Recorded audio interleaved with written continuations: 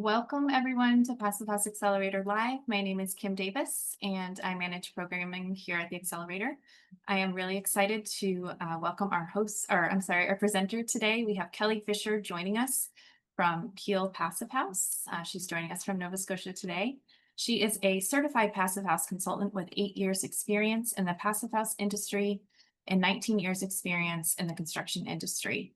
Her interest in Passive House has sparked a shift in her work to address much needed improvements by the way we build and operate our buildings, making the world better for future generations. At Peel Passive House, Kelly manages certification and consultancy projects of all sizes and types and assists the team with delivering Passive House training. So Kelly, we are very excited to have you join us today. With that, I will have you take it away. Great, thank you. It's always scary when you share your bio and it gets read out for the world to hear, but awesome.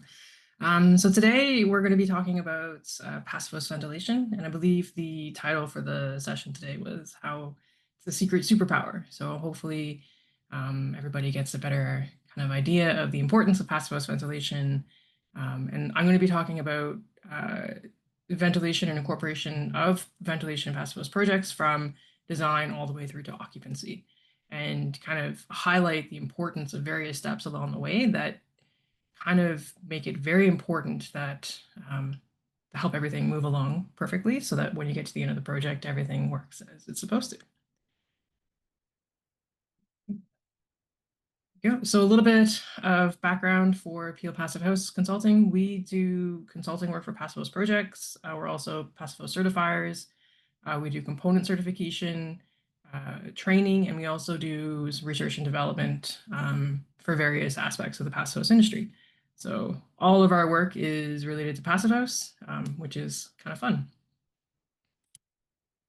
So today's agenda, we're going to be talking a little bit about multifamily projects. So I'm going to get into more in complex systems and larger building types. So multifamily, maybe some non-res examples, the importance of understanding pressure loss and all the different duct accessories that impact pressure loss, how to navigate construction and commissioning, and also how to detect deficiencies in our systems. All very important aspects of ventilation design. So first, we'll talk about multifamily system design and specifications. This is a 3D model of mechanical system for a multifamily building. And I like to include this just because it highlights the complexity of the duct network and duct design, and making sure that you're doing all the coordination well ahead while you're still in design rather than waiting until you get the site. So this was a 50-unit building, 50-unit apartment building, and it was served by 2 ERVs. And it's more of a centralized system. So it was quite a complex network of ductwork and coordination to make sure that everything would fit. And also when it comes to like dimensioning your ventilation rates to ensure that you can meet passive house. So a couple more examples of what these larger systems look like. These are very neat installations, which I always like to showcase. This is a rooftop Swagon unit. And here's kind of another one that's in a mechanical room, but with the covers removed, so you can kind of see how large filters are and the motors and fans are. So it's always I always find it interesting when we get larger systems and you can kind of see like just how quickly and exponentially the systems grow compared to like a single family home. The size of the equipment is always quite impressive for me. Here's another example of some multifamily units. So we've got the Ventacity RTE 3000 here in a multifamily home. This has a cooling coil integrated with it as well. Another large Swagon unit, and then just to add a bit more kind of context for the complexity that we run into, this is an image of a duct riser. So we've got like 5 ducts coming off of here, and there's a lot to consider and a lot to kind of take in when you're looking at it from a passive house lens. This is another schematic that we had from a large multifamily. I believe this was 145 suites, serviced by 8 rooftop ERVs and then some other smaller ERVs for different spaces. So when you're looking at this from a passive house context, you're trying to navigate a variety of different things that you have to consider for design. So things like, what is your minimum flow rate you need for a suite, or what is your flow rate you need for some of the community spaces that might exist in these larger buildings? And there's a lot of coordination and work that goes into that behind the scenes before you even come into like the large part of design work. So a lot of this stuff is more beneficial to be done upfront so that you're not running into complexities and issues later on. So this project, we had to set the ventilation rates and work with and coordinate with the mechanical engineer in like design development. So very, very early in design, we had to get all of this stuff sorted out so that we knew how much space we needed for our duct work to run, because all these run through central shafts, and then also work to get make sure that we could get our control sequence in place. So how are we providing boost to the systems, and how are we controlling some of those non-residential aspects in those spaces? This kind of bleeds into when we're determining our ventilation rates. I always like to throw this slide in just because it gives us a bit of context of what are the passive house requirements when we're looking at dwelling units. So this is really good kind of reference. I think that the slide deck and the recording will be available after for those of you who are interested. But this is just what we're looking at for residential side of things. Kind of gives you that framework when you're looking to better understand the context for how much air you need in a passive house project versus what you might need in a code context. And I like this graph and table because it shows us the importance of establishing the ventilation rates early in design. Heading up to the roof. So we've got this information here shows us when we are looking at setting our ventilation rates for like studio apartments. When we're looking at early design, mid design, and final design, there's always a bit of play in how what we need from passive host perspective, and then also what a mechanical engineer needs from a code perspective. And then oftentimes we kind of have to meet in the middle, which is kind of where you can look at the bar graphs and see early coordination efforts. What we were proposing was probably too low for what the mechanical engineer was comfortable with. And at the end of it, we kind of meet in the middle between what they want and what we want. And it's always about the coordination and the compromise and better understanding what that needs to be, because the impact on the space heating demand for projects has a huge correlation to your ventilation flow rates. So when you have a larger building, this has a huge, huge opportunity for optimization to ensure that you can lower your energy requirements and your space heating demands for things like ventilation, and then maybe look at what are your other high risk items that your building has to carry. Like, are you going to do vented dryers or different things like that that eat energy and eat into your space heating demand? So having your ventilation rates established as early in design as you can really, really, really helps you from that coordination standpoint for other things that might come up later in design when it comes to detailing or a whole variety of different things that always pop up. And a little bit here on how we kind of incorporate that into the PHPP. So we do, when we're doing larger buildings, we use the additional ventilation worksheet in the PHPP. And it's always about trying to figure out from a control standpoint, how you're going to operate your building. So in some of our projects where we have like transitional housing or supportive housing, we're relying on the mechanical system to operate on a schedule. So this schedule could be 20 minutes every hour. We're doing a boost rate. And then for the rest of the time, we're doing a standard rate. And this kind of helps in buildings where occupants might not have the capacity to control their building. So we want to make sure that it's easy for them and they always have fresh air. And these are discussions you need to have very early on in your project with the owner group, with the mechanical engineer, to ensure that you're meeting the requirements of the owner's operation, but also what you design can actually be incorporated into the specifications. So if you want to do a control strategy like this, you have to make sure that your equipment that you specify and your control strategy actually aligns with this. So kind of this works along really closely with the dimensioning of the flow rates, because you can set your flow rates, but if you don't know how you're going to operate your building, there is a bit of a disconnect. So making sure that the two of those things are coordinated side by side is really important as well. So now I'm going to talk a little bit about pressure loss and duct accessories. So when we have larger buildings like this and we're talking about incorporating controls, we'll have things like VAV boxes, we'll have fan coil units, we'll have various dampers, whether that's a constant airflow regulator damper or fire smoke dampers, all of those things that get installed in our ductwork impact the pressure loss that we have through our systems. And the ERVs, or the ventilation systems that we specify with our projects, oftentimes are certified from the Institute, and those come with certain limitations for how much pressure they can overcome in the system. So you have to be mindful when you're doing your design and your coordination efforts that you kind of account for your pressure loss in your system, because that can negatively impact the performance of your ventilation system. So we've got a lot of examples here of different accessories that come into projects. So here's some fire smoke dampers when we're going through fire separations. We even have like a fan coil unit here that was direct ducted from the ERV system. So that has another impact as well. So all of these things that we run into when we're looking at designing our ductwork for large buildings or multifamily, it's not just a straight run of duct from the ERV to the outlet in the room that it's providing. We're going through multiple fire separations. We're going through VAVs to ensure that we can have the airflow that we need.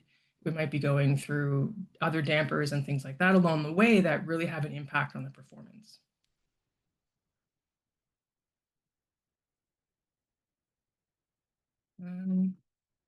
So a bit more to that as well. Anything that we're looking at from right from the grill on the outdoor side of the ERV, all the way through coils or filters, even bends in the ductwork or silencers and even diffusers, all have an impact on that airflow that we're sending through. And when we're into larger buildings, we need to actually account for this in our energy modeling. And this gets accounted for with pressure loss calculations. So if your building is larger or your airflow is larger than 600 meters cubed per hour, you need to provide pressure loss calculations in your PHPP modeling to demonstrate that your duct design will not create problems with the machine and the machine can't overcome the losses. So we've got some links here, some further reading on how you can from Passipedia, and also a pressure loss calculation tool from Passipedia.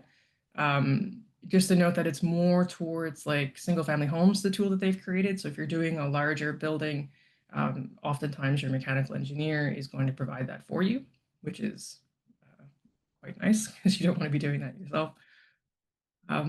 So just a little bit here on where the losses are coming from. So this is a project we had that was certified last year in Hamilton, Ontario. And we were able to look at the pressure losses that were provided through various reporting.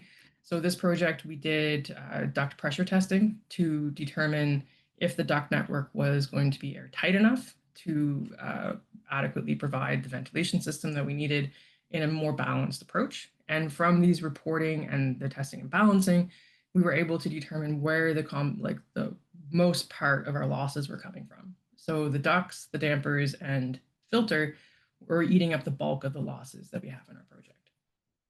And when we look at different examples that we have from over in Europe, which I didn't include today because I find that the context that I like to present from a North American perspective, the issues they run into there are very similar. It's ducts and dampers and filters and that sort of thing that are the bulk of the losses in the system.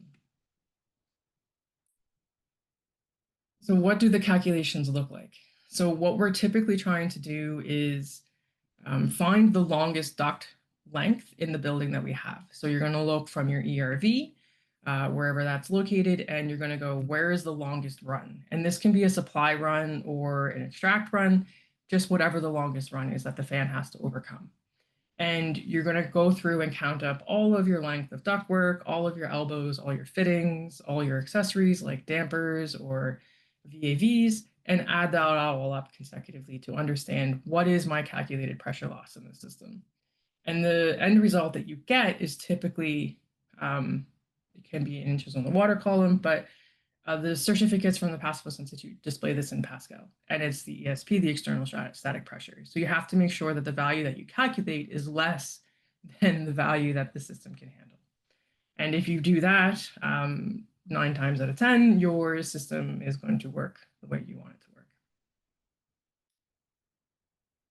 And now a little bit on construction and commissioning.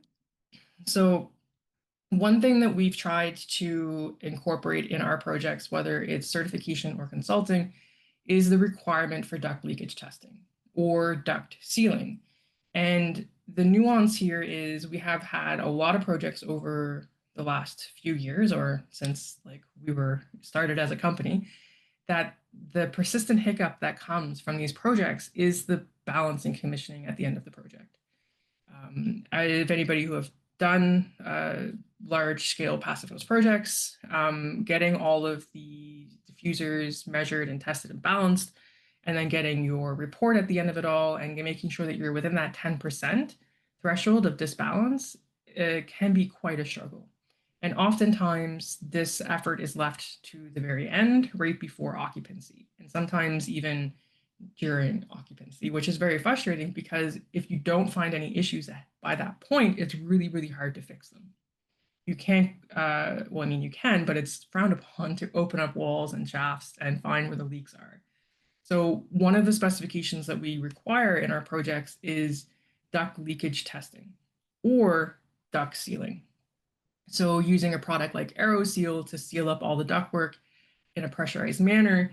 But if that's not in the budget, then prove to me that your ductwork is tight and that there's no leakage. And we do that by means of pressure testing the ductwork.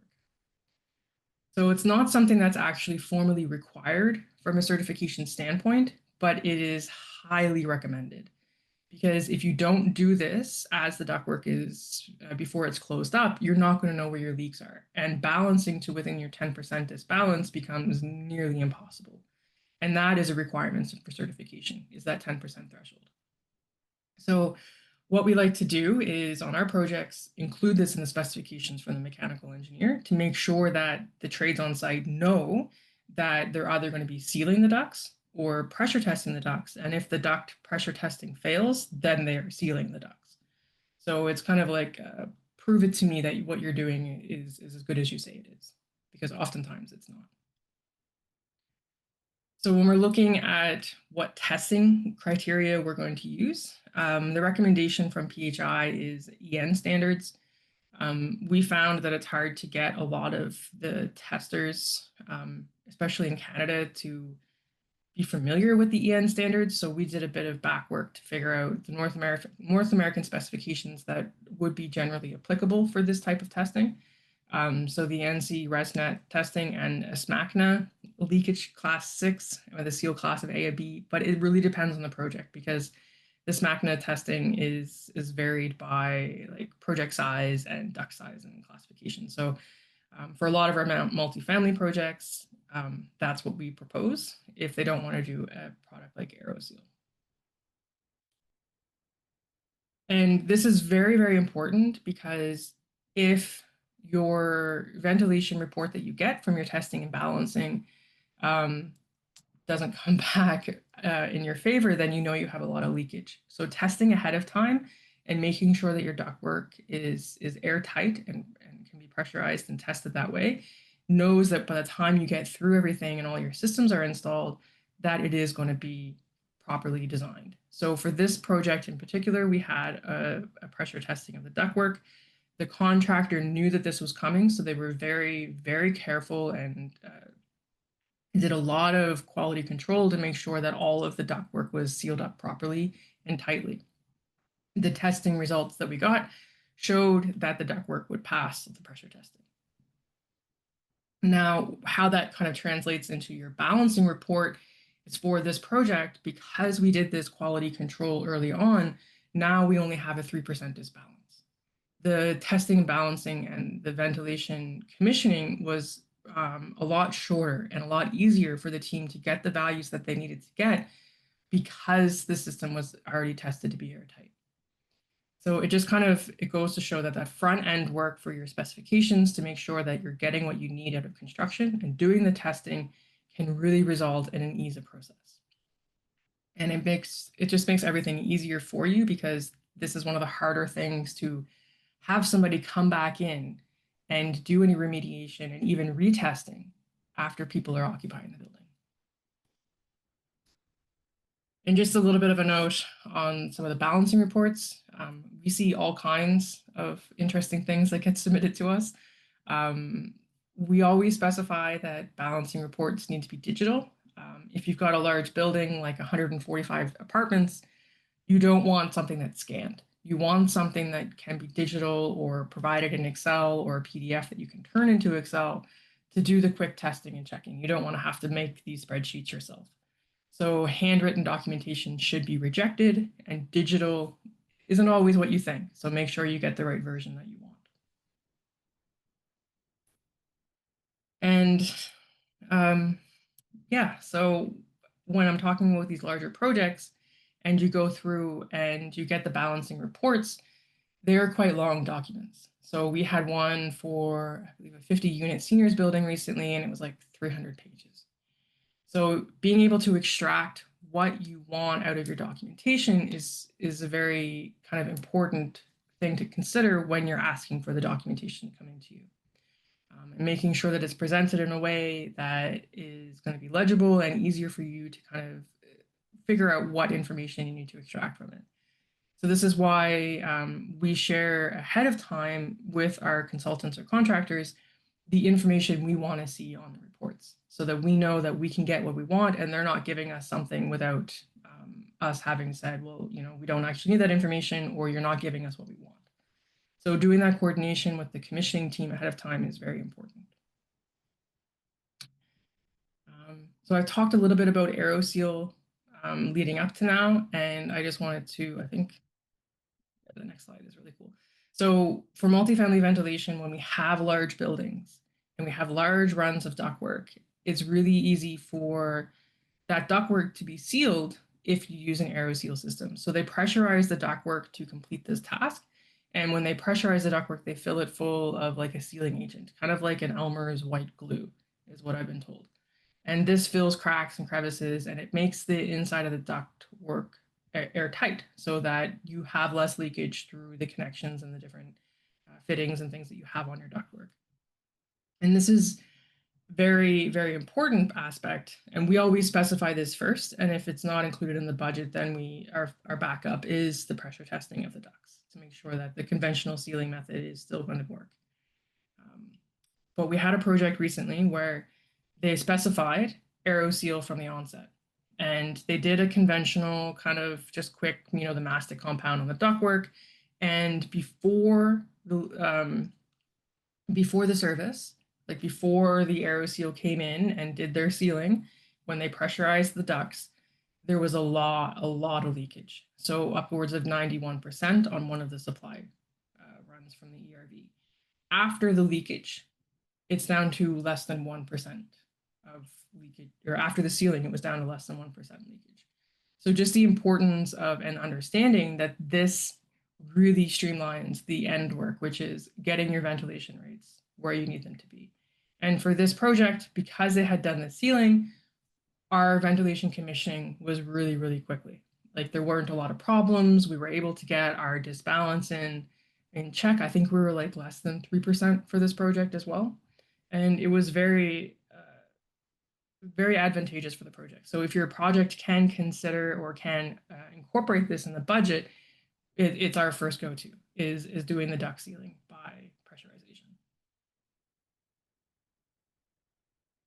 I always like to include this example as well because this is one of the projects that really struggled to meet the ventilation commissioning results, or that we needed for certification. This project had a lot of leakage that was determined, or kind of it was seen after the first round of commissioning. So the testing and balancing went in, the flow rates that we got or that they were able to get were not anywhere near what we needed it to be for Passive House.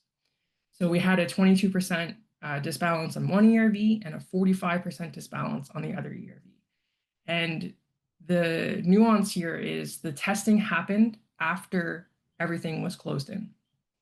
There was not any duct sealing. There was no pressure testing on the ductwork.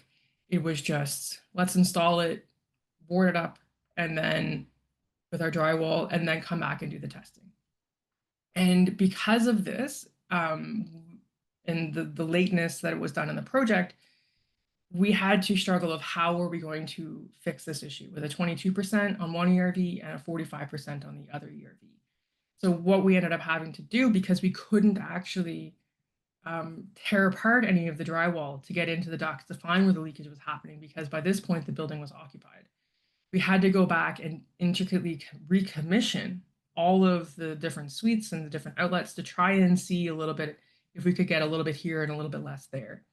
And it took us a very long time and a lot of back and forth. I think probably about a year after occupancy just to work through this hurdle so that we could submit for certification.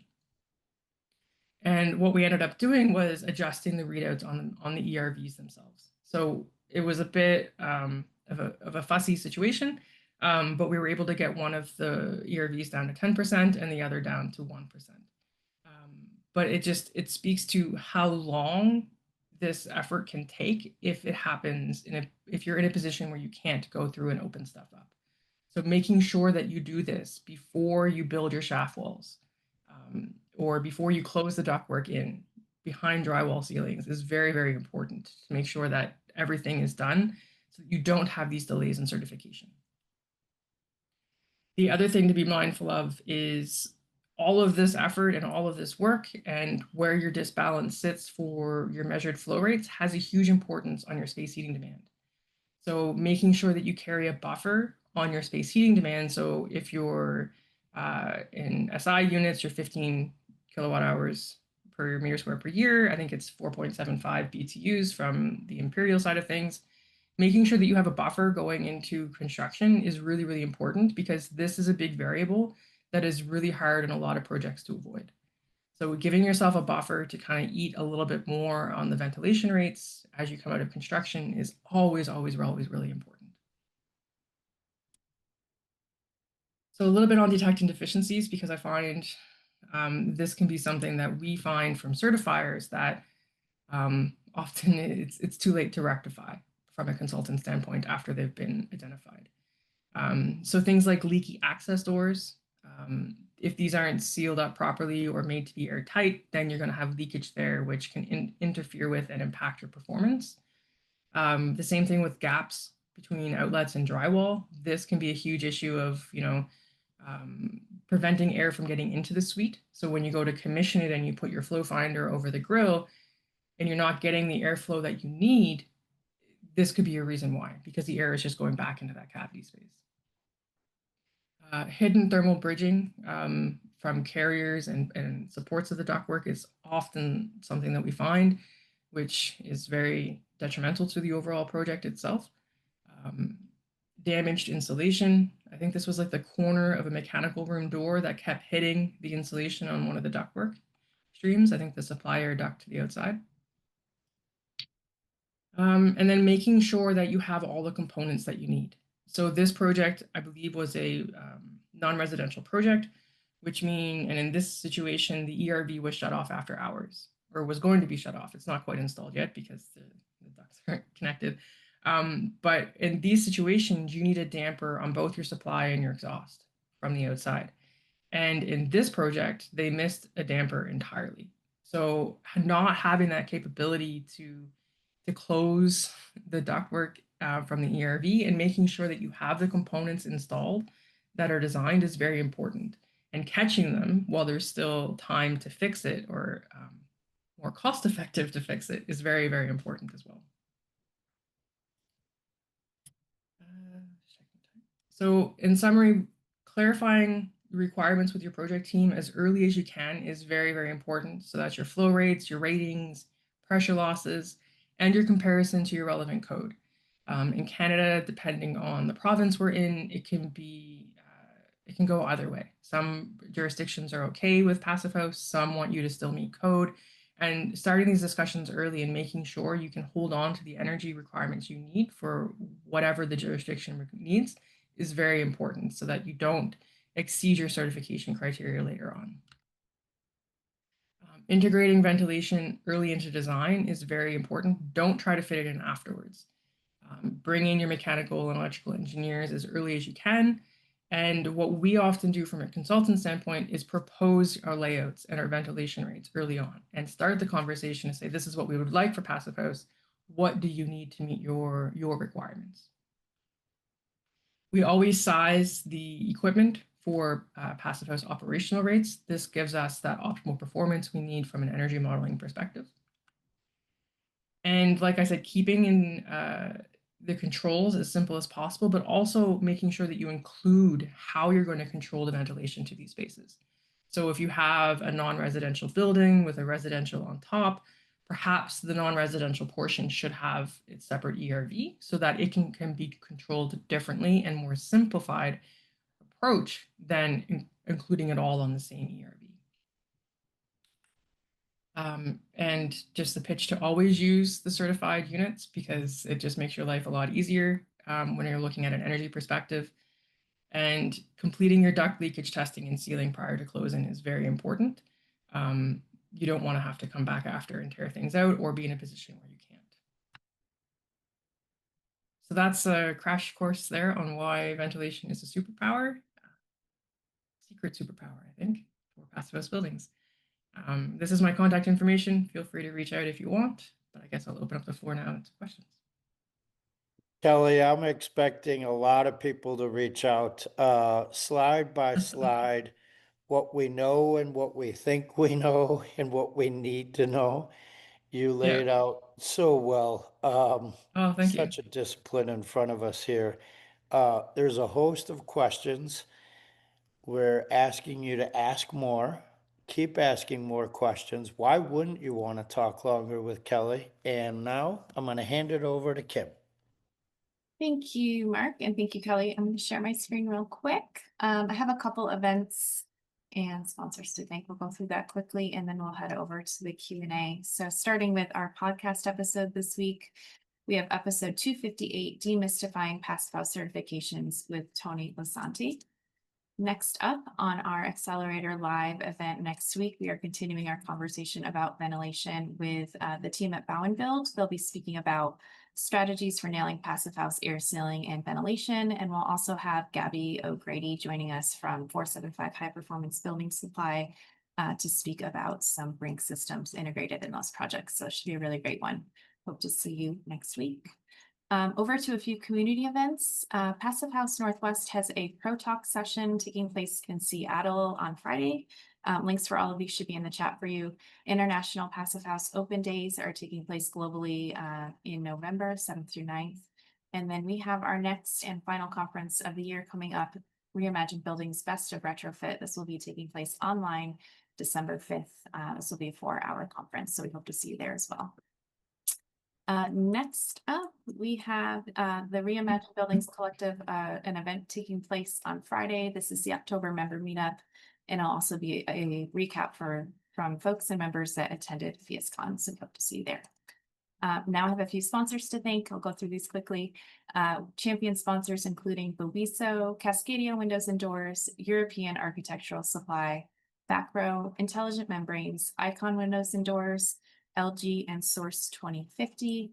Over to our patron sponsors, Building Type, Brennan Insulation and Air Tightness, Holzraum System, Innotech Windows and Doors, Lamelux, RDH Building Science, Sanderson Sustainable Design, and of course our stakeholder partner, NYSERDA, the New York State Energy Research Development Authority.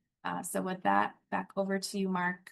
Also, Mark joined a little late, so I wasn't able to introduce him, but Mark, we're glad to have you here as our host today.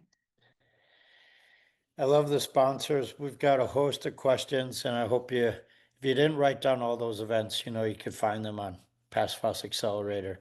Kelly, hope you had a little bit of water and tea because we have our first question. If you're still here, Andreas, would you care to ask? If not, I'm happy to ask for you. Absolutely. So when you were talking about the longest duct runs, I was thinking of our high-rise residential towers that we're building.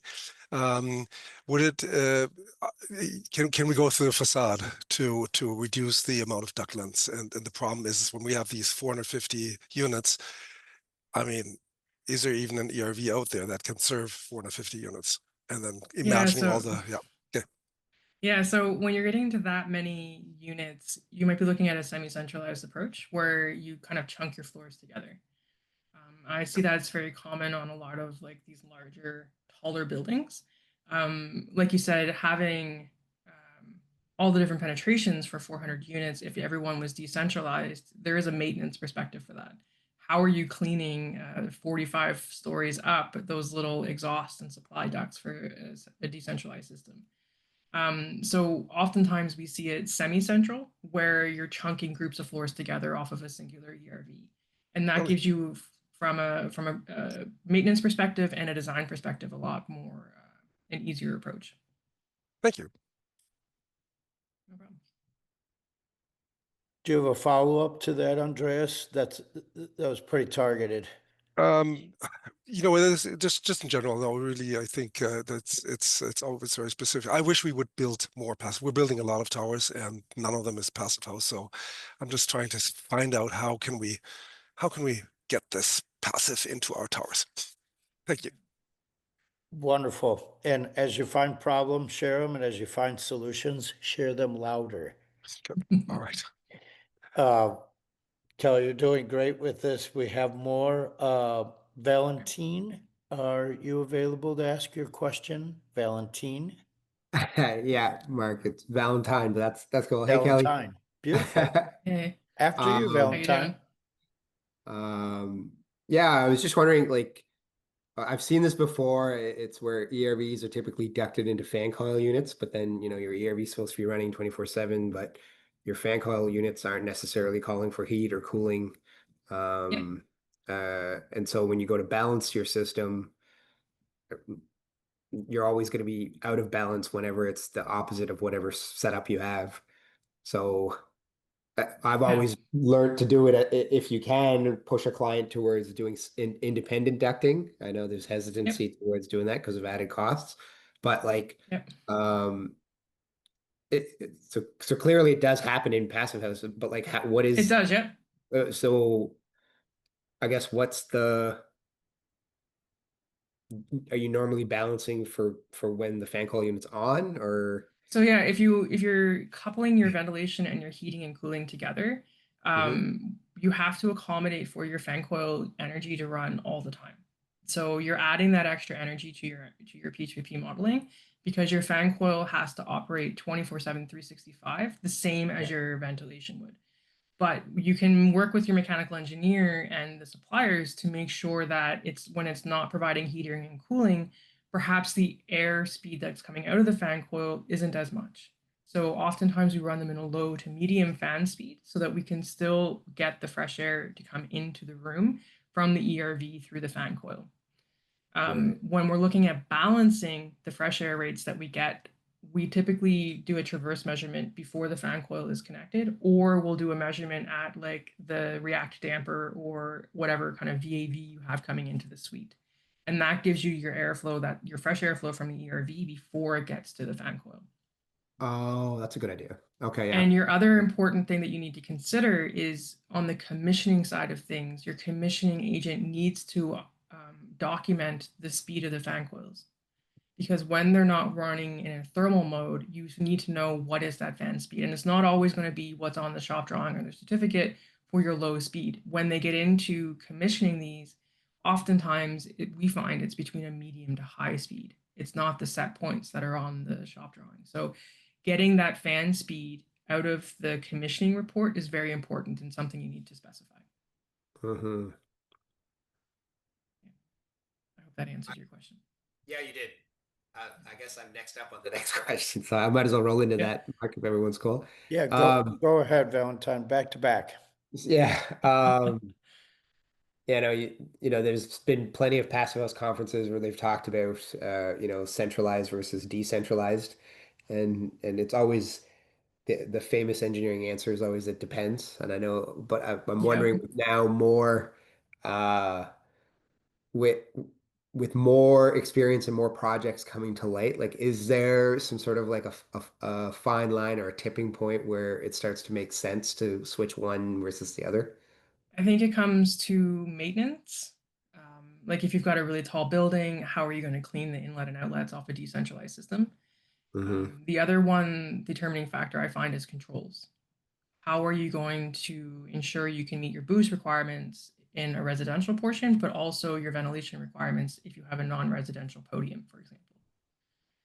And if you have a completely non-residential building, understanding how you're going to control, is it going to be through occupancy or CO2? Do you have different rooms that require more ventilation or higher ventilation, like garbage rooms, versus offices? Like sometimes it makes more sense to separate those into a semi-central position where you've got certain equipment that only serves different areas and other equipment that serves, offices or meeting rooms, because having different controls adds complexity to the system. And I often find between the maintenance and the controls aspect is what will lead you into that decision of centralized versus decentralized. Okay. Can I sneak one more question in? Mark says Um, yes. so I think Swagon in 2017, I was just going back through Passive House Canada's like uh, notes or whatever, and they had done a Yep. presentation on to basically watch out for recommending ERVs in MURBs where units specifically had a high density, just because a high density of people would mean elevated levels of humidity, uh, Yep. and then the ERVs adding to that, and then there's potential problems issues. So have you seen that? Like, again, I've always been taught for the most parts across Canada, you want to go with an ERV versus an HRV, right? But that's a really Yeah, and unique situation. so I think in 2017, Swagon didn't really have their ERVs certified with the Institute. I think they only had HRVs at that point. But in the last few years, they've, I don't know, maybe 5 years. I don't know. COVID just really messes up my timeline for me. Yeah, But they have the ERV certified now, and if you look at the enthalpy or the moisture recovery efficiency on the certificates, it's quite high. It's in the 90s. right. And you have to work with, especially in a MURB setting, when you're looking at multifamily approach, and especially if it's a high density of people in the building, you have to ensure that you accommodate for that humidity control. And the PHPP, the new versions of the PHPP really flag that as an issue. So they incorporate the enthalpy recovery or moisture recovery alongside other different aspects. And they give you like your project specific FRSI, for example, will be updated to reflect whatever your humidity recovery is. So if you carry that 96% humidity recovery for a residential building in your P2P, you're going to get some errors that pop up. So you need to work with your mechanical engineer and the equipment supplier. So in Canada, that's Swagon or GPA or Ventacity. I think they already included in the Ventacity machines. I did see Barry Stevens on the call here. Maybe he can speak to that. But with the Swagon, we have to incorporate different kind of controls schematic, especially if you're using their ERV with a 96% moisture recovery rate in a multifamily building. And they have different components that you can integrate into the equipment. So like sensors that can say that modulate based off of the efficiency recovery of the humidity as opposed to the temperature. So there's different aspects that you'd have to work with your mechanical engineer and the suppliers to make sure that you get that control. Because yeah, you will run into an issue if you're not mindful of the efficiency. Okay. Yeah. Yeah. I just wanted to bring that up because I thought that was an important, critical point. It is very important. It's something that we have that we check frequently on our certification projects and our consulting projects. You have my email, don't you, Valentine? Yeah. Yeah, I'll share with you the little components that you need for the Swagon units. I think Ventacity is incorporated. Like they do enthalpy for like the moisture recovery set points as part of their ERV systems by default. Oh, But nice. Swagon, I think you have to add it on as a separate aspect. Okay, I'll Is have to there look a for the. stop sign in your office, Kelly, that says stop? Have you thought of this? We just have a lot of checklists, Yeah, so I guess it's the same thing. sure. But yeah. You mentioned Thanks, some Kelly. good names to what Valentine was saying there. Are there some products that you see on the horizon that maybe we're not familiar with that you're excited about, or what are your what are you leaning that might be coming our way? There's some really cool things that are coming up, I think, from like a decentralized approach. So we've been dealing with a lot of interfits lately for some reason. I'm not sure. We just kind of get waves of different types of projects. And yes, Valentine, the Innovo ERV. So it's the Innovo in Canada, it's Innovo HRAI plus, and it's an ERV, but it also has heating and cooling incorporated in it. So it's like a through wall PTAC system, but with an ERV incorporated. So we're hoping to use these on some interfit projects, because if you're looking at adding a heating and cooling and you don't have a centralized system like a VRF or a centralized ERV to carry your heating and cooling, this is how you can do it on a decentralized approach. You can get heating and cooling and an ERV all in one unit in a suite. And we've been working, or not really working with, but bugging PHI to find out when these units are going to be certified. So we've been checking in with the supplier, like the manufacturer, and PHI, and I think they're going to be coming out before the end of the year with the certificate. So that is a really cool product that I'm very excited for, because it's like a one-stop shop, especially when you're looking at it like an interfit or a renovation perspective. Is a really cool And product. is it sized for a certain volume or because Yeah, they're so you said usually, I it's think the range that I've seen is like 20 to 80 CFM. So it's good for like a single unit, up to like 2 or 3 bedrooms, which is really cool. And you can duct off of it to supply into different rooms and that sort of thing. So it's not like your through wall system that you'd have in a hotel. It's actually like a little ERV that does heating and cooling separate. So it's pretty cool. if anyone in their audience finds this on a project prior to that certification, I think you send your findings to Kelly for all she shared with all of us. I think it's important we share back to you. That's a Yeah, lot I of appreciate giving that. there. And I believe we have our questions covered, but I invite everyone, if there's more, you've got a really good presenter here and I would take advantage. Kelly, have you seen the I think Zender has they didn't really make a big announcement about it, but the Q series for their ERVs and HRVs, they just announced like the Comfo line. It's heating cooling that like direct mounts onto their Q series ERVs. I have not seen that one, no. That sounds Yeah, pretty it's cool. super slick. It's not, I don't know if you'd use it for extremely large buildings, but like for Yeah, a single residential, family home, yeah. yeah, exactly. It's super slick. Yeah, the other thing, so Oxygen 8 has some really cool smaller ERVs, because we find when we're doing like a non-residential approach, it's hard to find the there's a sweet spot of airflow that is hard to find with a lot of these ERVs. So like when you get into a commercial standpoint or a non-residential standpoint, you've got a lot of stuff that goes down to a certain size, and then you've got a lot of stuff that comes up to a certain size, but there's this gap in the middle that we've been having a hard time historically trying to fill with a particular unit. So Oxygen 8, Swagon, I think Fantasity also have like these middle range units that are a bit bigger than what you would need for a house, but a bit smaller than what you would need for scale project. So we find them are useful for a semi-centralized approach in non-residential projects, where we can kind of put them in different spots of the building for depending on the control strategy that we need, and they can meet that sweet spot for ventilation. Yeah, and they meet that middle of the road ventilation rate that's really kind of was historically hard to find. And there's a lot of suppliers that are coming out with those now, which is really great, really good to see. So, Valentine clarified, if you didn't catch it, because I didn't, I was listening for Kelly. It's the Zender Yeah, I Comfo see that in the Clean. chat. Yeah. Please check with us before naming products. We can make that sound oh so sweet. Uh, but I don't Andreas, know you about the had cost of it or or its availability or anything in North America.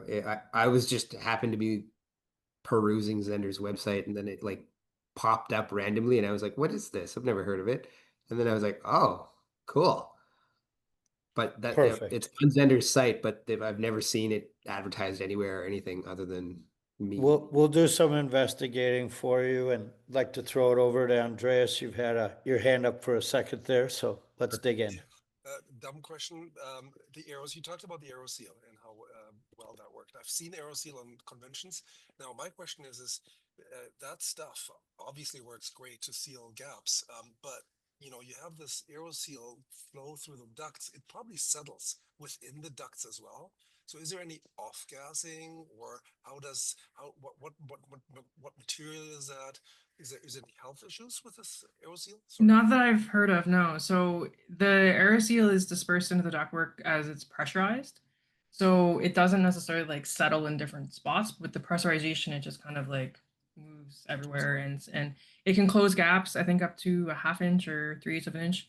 And it has a very low VOC rating. So the off gassing is very minimal, and it's typically done well before occupancy anyway. So you are going to be flushing your system and making sure that the air is cleaner before occupancy as it is. So yeah, it's we haven't heard any issues from like a health perspective or an off gassing perspective because of the low VOC nature to it. I Yeah, guess and I further research will believe only improve the product. technically upon cure, it's non-transferable. During the application, there's something happening there, but afterwards, it's believed to be Yeah, inert. probably has less VOCs than your tile floor. So Yeah. And less leakage. So we have Carl, you're up next. Please turn your mic on. I'm building a 1,500 square foot 3 bedroom, a 1.5 story. And I haven't really thought about the brands of ERVs. Could you, and I'm in the San Francisco area, a little north, climate zone 3. Can you recommend a ERV that I might start looking at to start solving this problem? yeah. So you're going to want to see kind of where your flow rates are set in your modeling now. So like typically you'll figure out how much airflow you're going to give into each room, and that'll kind of give you an idea of what a lower and upper end of the airflow is. And you can generally find a unit in the P2P modeling. You can pick from a variety of different ones there. But I think that there's also a lot of manufacturers in the States, like Zender is readily available. Ventasi have a lot of residential size units. So does Wagon. And once you know what your flow rates are, you can work to find the right size for that. Or you can reach out to one of those guys, and they can help you select one based off of your requirements. Oh, I'm just beginning. Where would I find the flow rates? So in your energy modeling, or if you've worked with a mechanical engineer, they'll have that readily available for you, or they should. If you're doing a quality design and build, you should have that handy in your design. Yeah, Okay, your modelers will bring that point forward. Yeah. Or find a different modeler perhaps. so far I've been the modeler or trying to be the PHP, and I'm the Got it. engineer, so I have to figure out the mechanical engineering too. Okay, It, great. it's Thanks for your help. yeah, there's a lion's share of the work there in the beginning, Carl. But you'll see some wizards here that kind of give you that direction as you proceed, and Kelly's on that Okay, list. thanks. Jessica, you have a very curious kind of future question. It's always good to prepare for that. So I'd love to hear what Kelly thinks of your question, Jessica, because now I'm noodling on it. Yeah, I was just wondering Um, if the ducts, at some point need to be cleaned, to remove anything that may have, dust or contaminants, because at least in a lot of systems that are forced air, every now and then there's a cleaning process that's recommended just for maintenance. And was just curious if the aero sealing would be removed in such a process. I think those cleanings are done under high pressure, so not necessarily like a physical scrubbing, but just a forcing of air. Yeah, so where the ducts are pressurized to do the aero sealing, I don't think a high pressure cleaning would hurt the aero sealing. But I'm not entirely 100% sure. That's just logical kind of thought process there. You could definitely reach out to the aero sealing guys to see what their feedback is, but I'm assuming they would have tested that before kind of making their product to make sure that it could tolerate a certain level of cleaning. Great, thank you. Yeah, it's a good question. I would suspect that dust collection is not enhanced when using the product. And I also suspect that the sealing is not degraded through It's gotta be durable standard enough. cleaning. Yeah, but it's a brilliant way to put our heads to that. And I think we have a few more. We have John. Up next. You already had it there, and we have John asking a question. John, go ahead. Hi. Let me fix it. I'm getting an echo. Anyway, I just was hoping you could repeat the name of the manufacturer and model name of the ERV that has the heating and cooling all in one unit. I understand it's not certified yet, but if I you could dropped it into the chat there after your question that you dropped in the chat. So in the US, I believe it's under the name of FOCA, EPHOCA, and then in Canada, it's under the name Innova. Oh, here it is, US EPOCA. Thank you so much. Yeah, no problem. I'm not sure why they had to do the name change, but that's what we were told. We'll leave that to the trademark police. Yeah, It's got to it's be probably some reason somewhere. Yeah.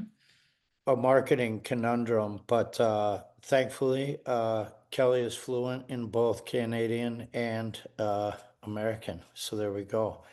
And then we have Kim has the event posted. So I hope you've already clicked that for next week.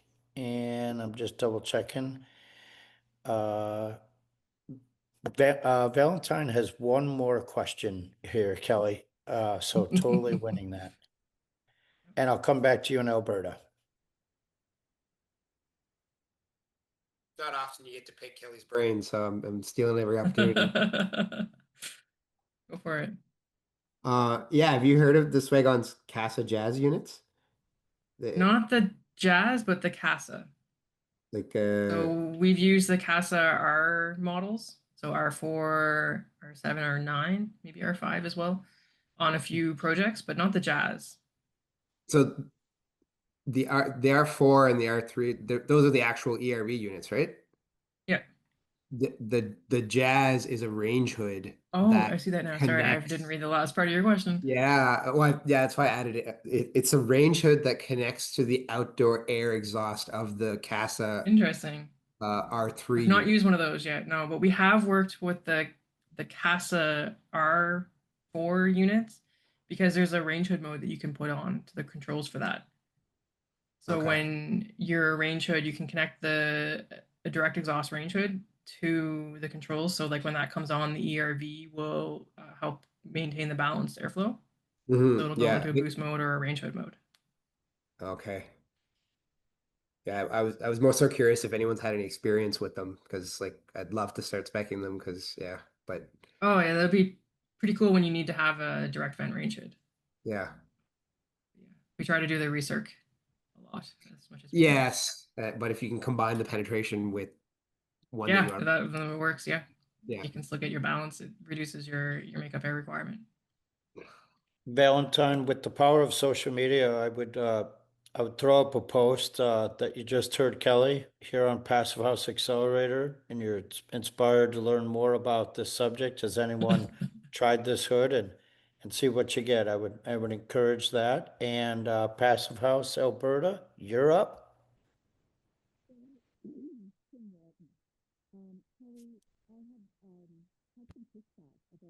Can't quite hear you there.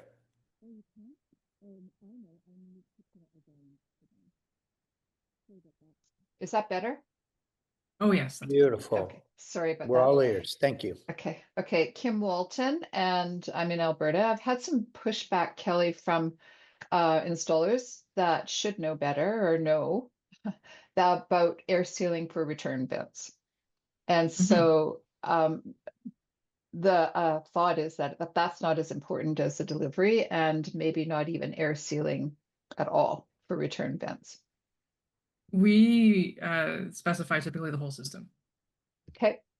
Just because you want to have a balanced system, and if you're not sealing one of the duct runs, then like that opens up more room for an unbalanced system with extra unintentional losses. So we Hey. always do both supply and return. Yeah. So in the case of return, especially in one project I'm thinking of, there's a lot of use of stud space and joist space to do that, which is more difficult to seal as well. Do you have any advice on how to seal those kinds of spaces? Well, typically we would want to have ductwork in all of those and not just using like a void in between the framing.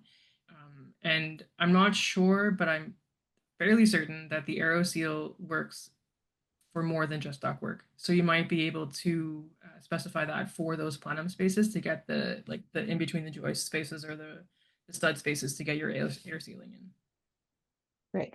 Thank you so much for that. Thanks. No problem.